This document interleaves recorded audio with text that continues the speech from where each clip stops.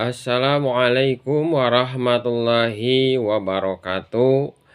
Perkenalkan, nama saya Yusuf Nasrullah, SPDI MM dari Prodi MPI STAI Bakti Persada Majalaya Bandung. Saya di sini sebagai peserta pelatihan kompetensi dosen pemula angkatan 2 tahun 2025. Saya akan memaparkan sedikit tentang bagaimana moderasi beragama. Moderasi beragama adalah merupakan satu sikap, cara pandang, dan praktik beragama dengan prinsip adil dan berimbang demi kemaslahatan umum. Kalau diilustrasikan, bagaimana moderasi beragama itu adalah satu pintu. Yang pintu itu mengungkap ada 9 kunci. Maka moderasi beragama bisa terbuka dengan 9 kunci itu. Yang pertama adalah kuncinya dengan toleransi. Toleransi itu bagaimana kita menghargai perbedaan agama, menghargai perbedaan keyakinan. Salah satu contoh kecilnya adalah ketika kita bertetangga. Tetangga kita berbeda keyakinan, maka harus saling menghargai, tidak saling menyakiti, tidak saling membenci, apalagi menghina. Itu kunci yang pertama. Kunci yang kedua adalah bagaimana komitmen kebangsaan. Komitmen kebangsaan ini mengutamakan kesetiaan dan cinta terhadap Negara Kesatuan Republik Indonesia yang berdasarkan Pancasila.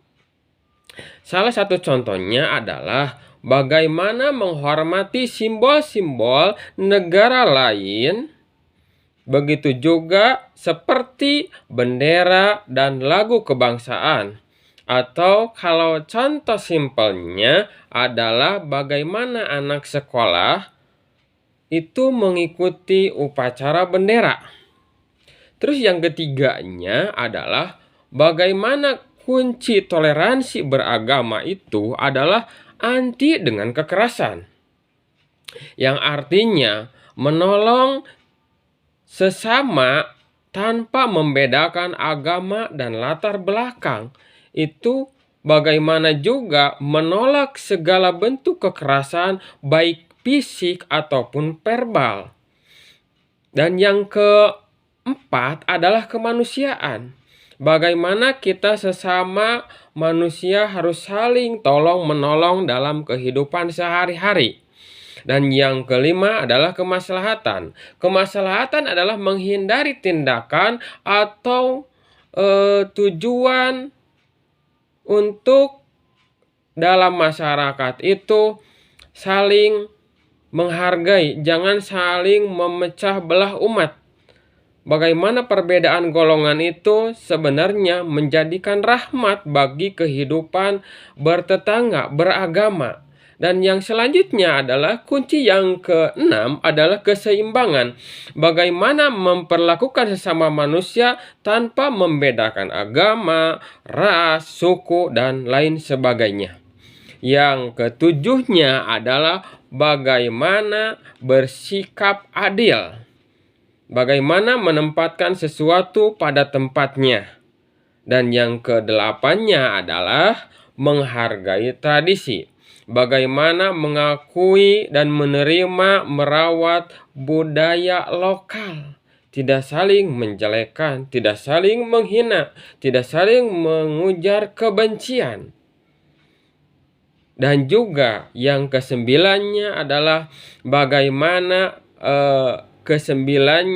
kemajemukan menggunakan bahasa daerah dalam dakwah.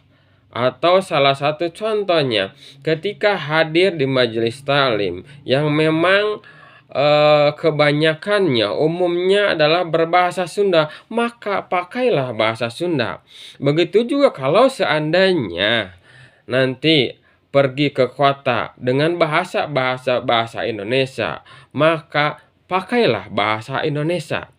Begitu juga salah satu kemajemukan adalah bagaimana kita di dalam bermasyarakat, ada yang namanya suku, ada yang namanya suku Batak atau Jawa atau yang lainnya, kita jangan sampai mengujar kebencian, kita jangan sampai saling menghina.